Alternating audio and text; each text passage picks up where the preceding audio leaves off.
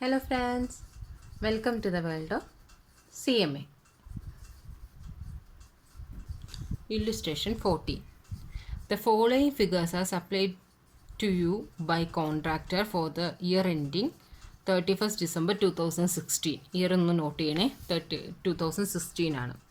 Work in progress 31/12/2015. അപ്പോൾ opening work in progress ആണ്. Opening work in progress എങ്ങനെയാണ്? Contract അക്കൗണ്ടിൽ ഡെബിറ്റ് സൈഡ് തന്നെ എടുക്കുക. Cash received from കോൺട്രാക്റ്റീ.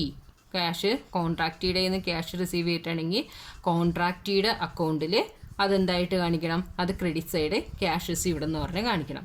Wages debit side, material working expense, material issued from stores, administration expense 250 are chargeable to profit and loss account. അപ്പോൾ ഈ 250 profit and loss account charge ചെയ്യണമുണ്ട്. എന്ത് ചെയ്യണം? ഈ 250 മൈനസ് ചെയ്തിട്ട് എടുക്കുക. പ്ലാന്റ് ആ ഡിപ്രീസിയേഷൻ കാണാനായിരിക്കുള്ളൂ. അത് പ്ലാന്റ് തന്നിരിക്കുന്നത്. അത് ഇനിയൊരു പ്ലാന്റ് ക്ലോസിങ് ഉണ്ടെന്നുണ്ടെങ്കിൽ അത് ഓപ്പണിങ് ക്ലോസിങ്ങും ഡെബിറ്റും ക്രെഡിറ്റ് സൈഡ് എഴുതുക. അല്ലെങ്കിൽ പ്ലാന്റിൻ്റെ ഉള്ള ഡിപ്രീസിയേഷൻ്റെ എന്തെങ്കിലും ഇൻഫോർമേഷൻ തന്നിട്ടുണ്ടെങ്കിൽ അത് ചെയ്യുക. അതല്ല എന്നുണ്ടെന്നുണ്ടെങ്കിൽ എന്ത് ചെയ്യും? പ്ലാന്റ് കംപ്ലീറ്റ് ആയിട്ട് കോൺട്രാക്റ്റ് അക്കൗണ്ടിൽ യൂസ് ചെയ്തു എന്നൊരു അസ്യൂം ചെയ്തിട്ട് ഡെബിറ്റ് സൈഡ് ഇത് കാണിക്കുക. Material return to supplies credit side, material return to stores credit side, work certified തന്നിട്ടുണ്ട്. കോൺട്രാക്റ്റ് ഫിനിഷ് ആയതാണ്. അതുകൊണ്ട് അപ്പോൾ എന്ത് ചെയ്യണം? കോൺട്രാക്റ്റ് അക്കൗണ്ട് ഇടണം. കോൺട്രാക്റ്റ് ഫിനിഷ് ആയത് കാരണം എന്ത് ചെയ്യണം? ആ എമൗണ്ട് എന്ത് ചെയ്യണം? കോൺട്രാക്റ്റ് ഫിനിഷ് ആയതാണെന്നുണ്ടെങ്കിൽ നമ്മളത് കോൺട്രാക്റ്റിയുടെ അക്കൗണ്ടിൽ ഡെബിറ്റ് സൈഡ് കാണിക്കണം. കോൺട്രാക്റ്റ് ഫിനിഷ് ആയിട്ടില്ല, 1 രൂപയെങ്കിലും ആണ് എന്ന ഫിനിഷ് ആവാതെയാണ് 1 രൂപ വയ്ക്കണമെങ്കിൽ അത് ലൈബിലിറ്റിയാണ്. നമ്മളത് കോൺട്രാക്റ്റിയുടെ അക്കൗണ്ടിൽ ക്രെഡിറ്റ് സൈഡ് കാണിക്കുന്നത്. നമ്മൾ തിയറി പറഞ്ഞപ്പോൾ പറഞ്ഞു പോയതാണ്. ഇനി പ്രോഫിറ്റ്. അപ്പോൾ പ്രോഫിറ്റ് നമുക്ക് തന്നിട്ടുണ്ട്. Advance from contractee. അഡ്വാൻസ് എന്താണ്? കോൺട്രാക്റ്റിയുടെ അക്കൗണ്ടിൽ ക്രെഡിറ്റ് സൈഡ് കാണിക്കണം. പ്രോഫിറ്റ് തന്നിട്ടുണ്ട്. അപ്പോൾ നമുക്ക് എന്താണ്? വർക്ക് സർട്ടിഫൈഡും തന്നിട്ടുണ്ട്. അപ്പോൾ മോസ്റ്റ്ലി നമുക്ക് എന്തായിരിക്കും? വർക്ക് അൺസർട്ടിഫൈഡ് ആയിരിക്കുള്ളൂ കണ്ടുപിടിക്കാനായിട്ട് ഉള്ളത്.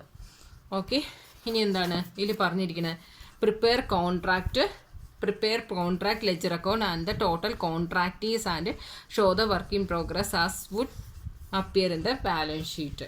അതും കൂടി ചെയ്യാനുണ്ട്. ബാലൻസ് ഷീറ്റ് ഇതുവരെ നമ്മൾ ചെയ്തിട്ടില്ല, കോൺട്രാക്റ്റ് അക്കൗണ്ടും ചെയ്തിട്ടില്ല. സോ നമുക്കത് സ്റ്റാർട്ട് ചെയ്യാം. അപ്പോൾ എന്താ ചെയ്യേണ്ടത്? ഓപ്പണിംഗ് വർക്ക് ഇൻ പ്രോഗ്രസ് എന്ത് ചെയ്യണം? 85,000 ഡെബിറ്റ് സൈഡിൽ എഴുതുക. വേജസ് എത്രയാണ്? 8,500. To working expense material 6,000. Working expense 1,500. Material issued from stores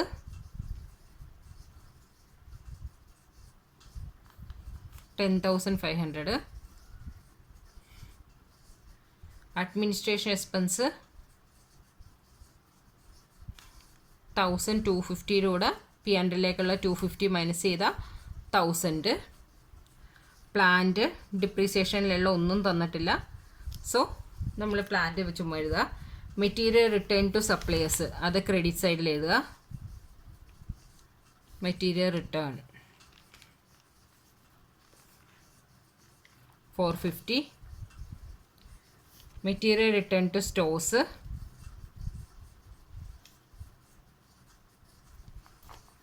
550. Work certified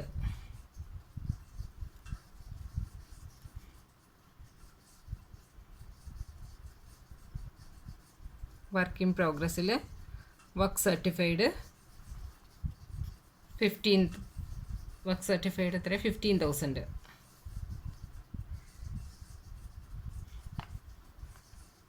contract finished എത്രയാണ്? 22,500. 22,500. സോറി, വർക്ക് അൺസർട്ടിഫൈഡ് ഉണ്ടോയെന്ന് അറിയില്ല. നമ്മളത് അതിനുള്ള കോളം വിടുക. പിന്നെന്താ? പ്രോഫിറ്റ് 11,500.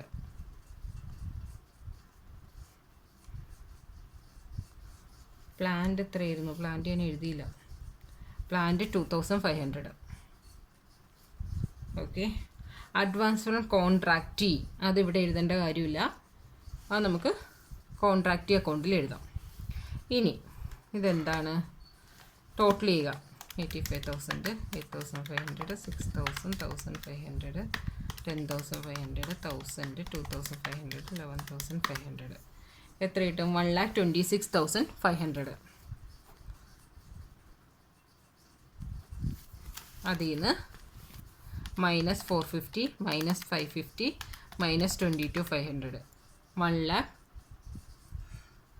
-15,000, 88,000. അപ്പോൾ 88,000 ബാലൻസ് വരുന്നുണ്ട്. അപ്പോൾ 88,000 എന്താണ്? വർക്ക് അൺസർട്ടിഫൈഡ് ആയിട്ട് എടുത്തു. അപ്പോൾ എത്ര വന്നു? 88,000, 15,000, 1,03,000. ടോട്ടല് 1,26,500. ഓക്കെ. ഇനി കോൺട്രാക്റ്റി അക്കൗണ്ട് ഇടണം. കംപ്ലീറ്റ് ചെയ്തു എന്ന് പറഞ്ഞിട്ടുണ്ട്. അതുപോലെ കോൺട്രാക്റ്റി അക്കൗണ്ടിനുള്ള എല്ലാ ഇൻഫോർമേഷനും നമുക്ക് തന്നിട്ടുണ്ട്. സോ കോൺട്രാക്റ്റി അക്കൗണ്ട് ഇടുക. കോൺട്രാക്റ്റി അക്കൗണ്ട് ഇതേപോലെ തന്നെ വരയ്ക്കുക. അപ്പോൾ കോൺട്രാക്റ്റി അക്കൗണ്ടും അതേപോലെ തന്നെ നമ്മൾ പർട്ടിക്കുലർ എമൗണ്ട് എന്ന് വരയ്ക്കുക. കോൺട്രാക്റ്റി അക്കൗണ്ടിൽ എന്താ പറഞ്ഞിരിക്കുന്നത്? കോൺട്രാക്റ്റി അക്കൗണ്ടിൽ ക്യാഷ് റിസീവ്ഡ് ഫ്രം കോൺട്രാക്റ്റി എന്ന് പറഞ്ഞ ഓപ്പണിംഗ് ഉണ്ട്.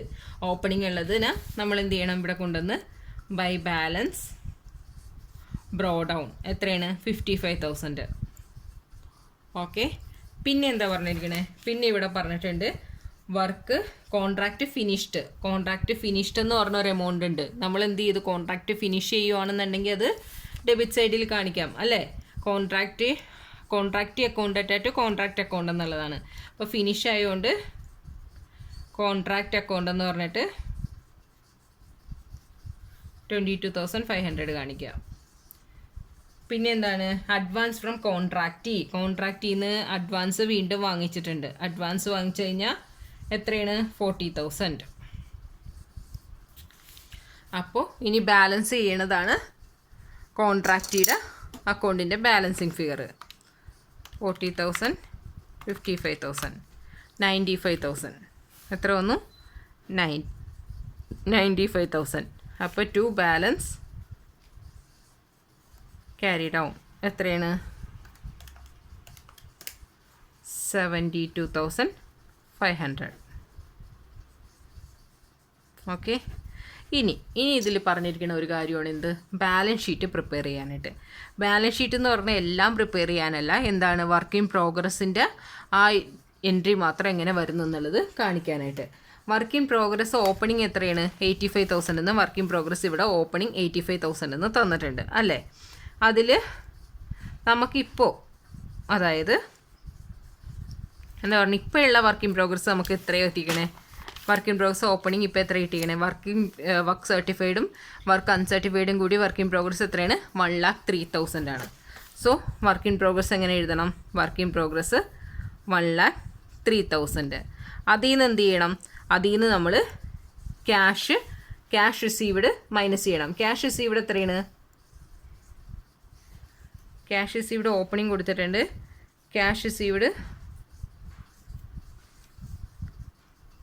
ടോട്ടൽ ക്യാഷ് റിസീവ്ഡ് എത്ര? കോൺട്രാക്റ്റി അക്കൗണ്ടിൽ 72,500.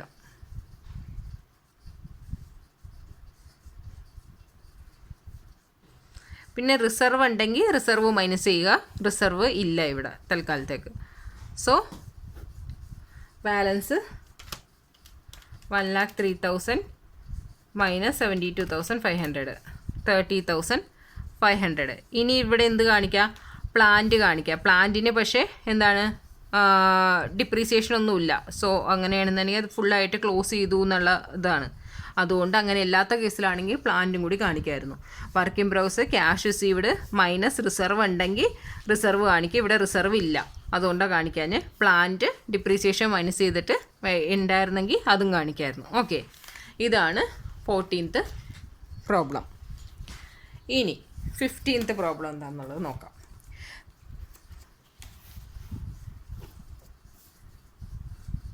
The information given under has been extracted from the book of contractor relating to contract for 3,75,000.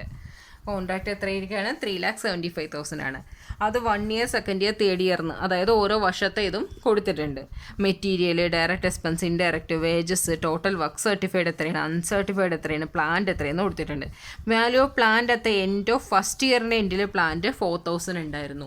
അത് കഴിഞ്ഞ് 2nd ഇയറിൽ 2,500, 3rd ഇയറിൽ 1,000 ഉണ്ടായിരുന്നു. It is customary to pay 90% in cash of the amount of work certified.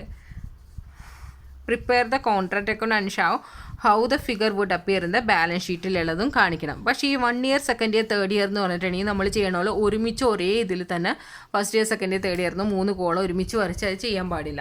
Contract അക്കൗണ്ടിൽ different ആയിട്ടാണ് ഉള്ളത്. അത് different ആയിട്ട് തന്നെ കോളം വരച്ച് first year, 2nd year, 3rd year എന്നുള്ളത് ഡിഫറെൻ്റ് ആയിട്ട് തന്നെ കാണിക്കണം. ഓക്കെ, അപ്പോൾ ഇനി നമ്മളതെങ്ങനെ ചെയ്യാൻ നോക്കാം. ഫസ്റ്റ് ഇയറിലുള്ളത് എഴുതാൻ പോവാണ്. ഫസ്റ്റ് ഇയറിൽ എന്തൊക്കെയാണ് തന്നിരിക്കണേ? മെറ്റീരിയൽ തന്നിട്ടുണ്ട്. മെറ്റീരിയൽ എത്രയാണ്? 45,000 എന്ന് തന്നിട്ടുണ്ട്. So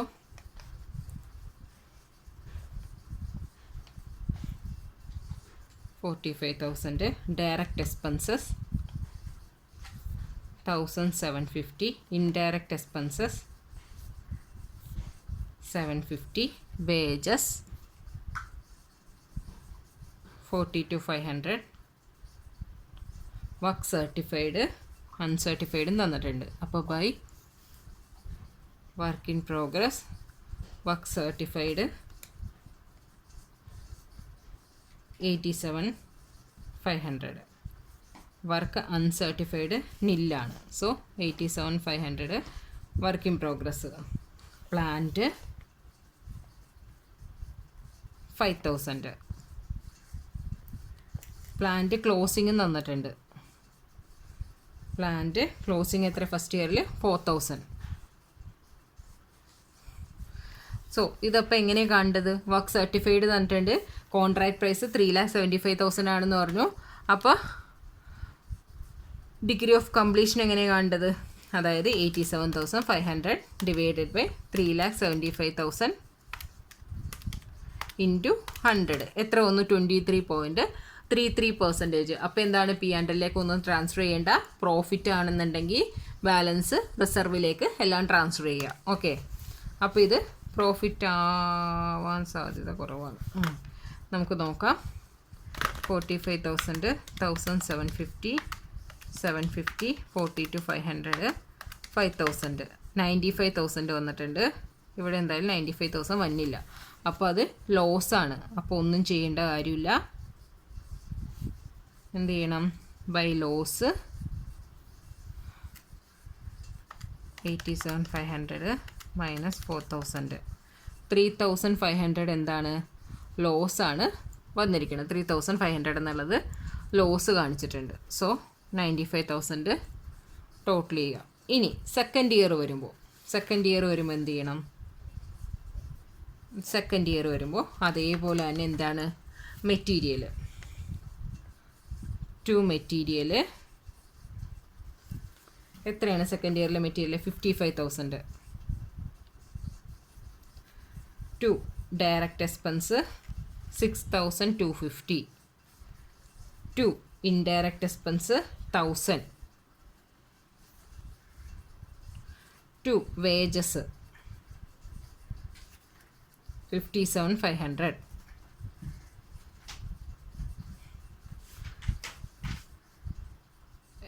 work certified by work in progress, work certified 2,82,500. Work uncertified 5,000.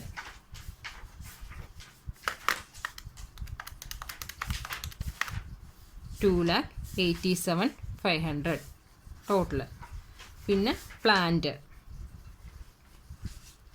എത്രയാണ്? ഇവിടെ തന്നിട്ടില്ല. ക്ലോസിങ് പ്ലാന്റ് ഉണ്ട് 2,500. അല്ല, ഈ ക്ലോസിംഗ് ആണ് നമ്മളിവിടെ ഓപ്പണിംഗ് ആയിട്ട് എടുക്കേണ്ടത്. ഓക്കെ, പ്ലാന്റ് എത്രയാണ്? 4,000 ബൈ പ്ലാന്റ് 2,500. ഓക്കെ, ഇനി ഇതിലെങ്ങനെ? വർക്ക് സർട്ടിഫൈഡ് 2,82,500 എന്ന് തന്നിട്ടുണ്ട്. Divided by degree of completion കാണാനായിട്ട് കോൺട്രാക്ട് പ്രൈസ് എത്രയാണ് 3,75,000 ഇൻറ്റു 100 എത്ര പെർസെൻറ്റേജ് ആയി 75.33%. അപ്പോൾ എന്ത് ചെയ്യുക അതിനെ 2/3 ആയിട്ട് കാൽക്കുലേറ്റ് ചെയ്യാം. ടു നോഷണൽ പ്രോഫിറ്റ് അതിൽ പി ആൻഡ് എല്ലും റിസർവും 2/3 ആയിട്ടല്ലേ കാൽക്കുലേറ്റ് ചെയ്യണത്. എന്തായാലും കൂടുതൽ പ്രോഫിറ്റ് തന്നെയാണ്. 2,87,500 2,500 2,90,000 minus 55,000 6250 1000 57,500 4,000 178 750 178 പ്രോഫിറ്റ് കാണാനായിട്ട് എന്താ ചെയ്യേണ്ടത് 178 750 75% അല്ലേ കിട്ടിയ. അപ്പോൾ 2/3 ഇൻറ്റു ക്യാഷ് റിസീവ്ഡ്. ക്യാഷ് എത്രയാണ് വാങ്ങിച്ചത് 90%, വർക്ക് സർട്ടിഫൈഡിൻ്റെ 90%. അപ്പോൾ 282,500ൻ്റെ 90%, 254,250 divided by work certified 282,500. Okay, അപ്പോൾ 178 750 ഇൻറ്റു 2/3 ഇൻറ്റു 254,250 ഡിവൈഡഡ് ബൈ 282,500 എത്ര വന്നു 78,750 2/3 ഇൻറ്റു 254,250 മൈനസ് 282,500. ഇതിലെന്താ ഒരു പ്രശ്നം പറ്റിയെന്ന് വെച്ചിട്ടുണ്ടെങ്കിൽ ഫസ്റ്റ് ഇയർ സെക്കൻഡ് ഇയറിന് എഴുതാൻ നേരത്തേക്കും വർക്ക് ഇൻ പ്രോഗ്രസ് ഇല്ലേ അത് ക്യാരി ഫോർവേഡ് ചെയ്തുകൊണ്ടേ ഇരിക്കണം. ഫസ്റ്റ് ഇയറിൽ വർക്ക് ഇൻ പ്രോഗ്രസ് 87,500 എന്ന് വന്നു. അത് നമുക്ക് എന്ത് ചെയ്യണം, അതിവിടെ വർക്ക് ഇൻ പ്രോഗ്രസ് എന്നുള്ളത് എഴുതാം 87,500 എന്നുള്ളത്. അതുകൂടി മൈനസ് ചെയ്തിട്ട് വേണം ചെയ്യാനായിട്ട്. അപ്പോൾ 78,500 ഇൻറ്റു 2/3 ഇൻറ്റു 254,250 ഡിവൈഡഡ് ബൈ 282,500 47,250 എന്നുള്ളത് പി ആൻഡ് എല്ലിലേക്ക് കിട്ടും. ഇനി ബാലൻസ് പറഞ്ഞത് 31,500 എന്ത് ചെയ്യണം 31,500 റിസർവിലേക്ക് പോകും.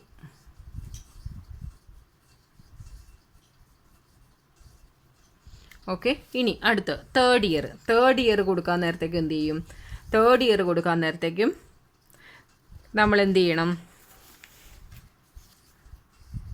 ഇതേ വർക്ക് സർട്ടിഫൈഡ് എന്നുള്ളതില്ലേ ഈ സെക്കൻഡ് ഇയറിലെ വർക്ക് സർട്ടിഫൈഡ് എടുത്ത് തേർഡ് ഇയറിലേക്ക് ട്രാൻസ്ഫർ ചെയ്യുക. Work certified and work uncertified, അതായത് വർക്ക് ഇൻ പ്രോഗ്രസ് എടുത്ത് നെക്സ്റ്റ് ഇയറിലേക്ക് ട്രാൻസ്ഫർ ചെയ്യുക. തേർഡ് ഇയറിലേക്ക് വരുമ്പോൾ ഫസ്റ്റ് എന്ത് ചെയ്യണം, നമുക്ക് വർക്ക് ഇൻ പ്രോഗ്രസ് ടോട്ടൽ ചെയ്തെടുക്കാം. 2,82,000 82,500 പ്ലസ് 5,000 ഉണ്ടായിരുന്നു. ടോട്ടൽ ചെയ്ത് 2,87,500 എന്ന് എഴുതാം. ഓക്കെ, ഇനി അടുത്തത് ബാലൻസ് എല്ലാം അതേപോലെ തന്നെ. മെറ്റീരിയൽ എത്രയാണ് 31,500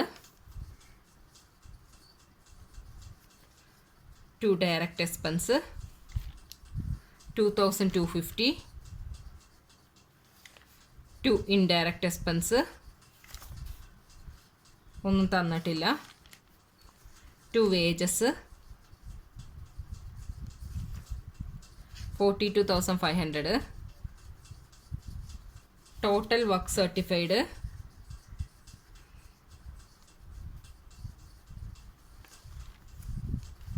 3,75,000 വർക്ക് അൺസർട്ടിഫൈഡ് ഒന്നും തന്നിട്ടില്ല, പ്ലാന്റ് അൺസർട്ടിഫൈഡ് ബൈ പ്ലാന്റ് ക്ലോസിങ്ങും ഉണ്ടാവും. ഓപ്പണിംഗ് എത്രയാണ്, പ്ലാന്റ് കഴിഞ്ഞ പ്ലാന്റ് 2,500 ക്ലോസിങ് 1,000. ഓക്കെ, ഇനി